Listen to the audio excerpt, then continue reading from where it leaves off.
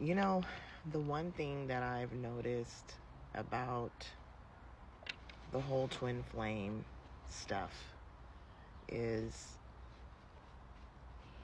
the mind. The mind is what trips you up every time, because the mind will have you missing or wondering what your twin flame is doing. Because, see, the mind likes to live in the past and the future. So the mind will have you thinking about what happened when you were with your twin flame. It will bring back all the old memories that you had with your twin flame. And then it will also have you thinking about the what ifs of the future, right?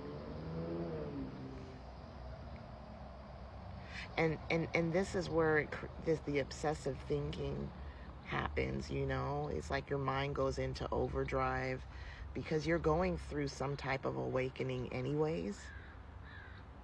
So the mind is really like intense and going loop-de-loop, right? And the whole time, while the mind is showing you all this stuff, you're believing it. You're believing in it and taking it on as it's yours, when it's not. It's something that has already happened or hasn't even happened yet, right? It's not even a part of your moment. It's not even a part of this, right? This is your moment. This is my moment right now, right? It's not even a part of that. But the mind will have you believing that it is. And that's when missing your twin flame comes into play. You know, you can't stop thinking about them.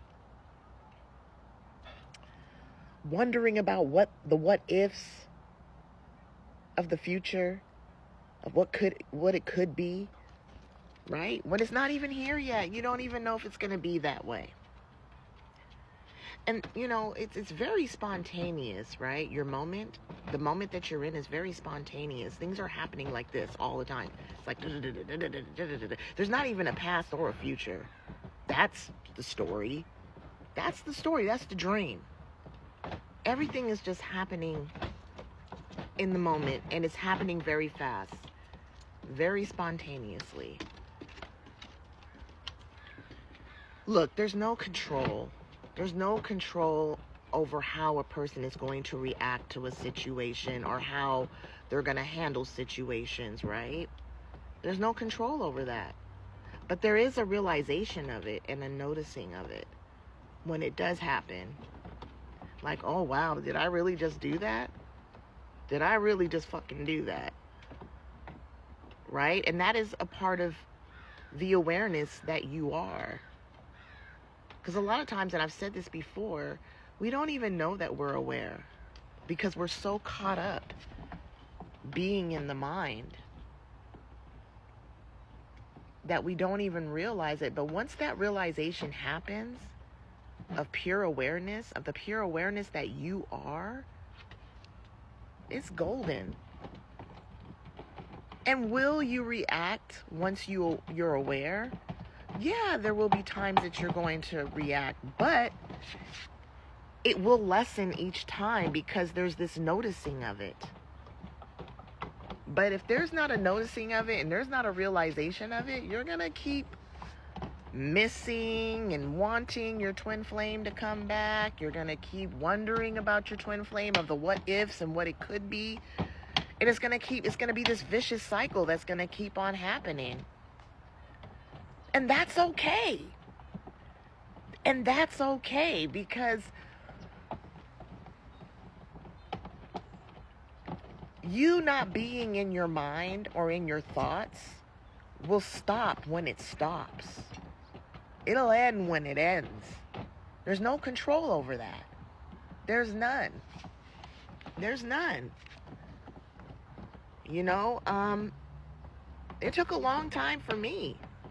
A long time, you know. There was a time in my life where I was doing some shit that now when I think about it, I'm like, damn, why did I do that? You know what I mean?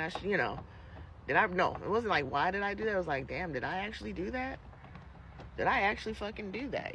But it is what it is, and I realized that there was no control over that because I wasn't aware of me being pure awareness. We are the watcher. We're watching everything that's going down in the thoughts around us, things that are just happening around us. Like, we're the watchers. But sometimes we're not aware of that. We're not aware of that. But once you become aware of it and realize what the fuck is going on, the less you're going to play into the thoughts, the less you're going to identify with the thoughts that are arising. And thoughts arise every day, and some are more intense than others. And the ones that are more intense are the ones that create that fear that comes up within us. Those are the intense ones, but there are others that aren't even that intense, and you could give a fuck less about it.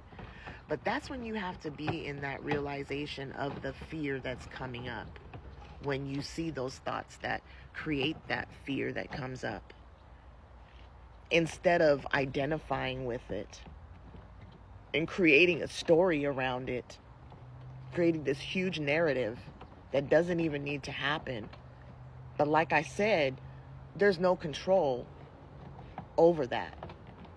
But there is a realization of it and a noticing of it. And that's the amazing part of it all, is when you actually can notice when you've done it, when you've identified with the thoughts that have you really living in the past and in the future.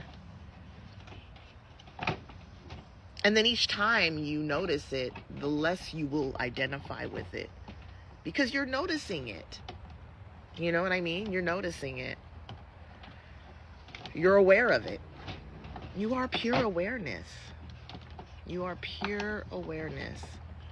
And once you realize that, it's golden. And you'll get this sense of peace, honestly. You will.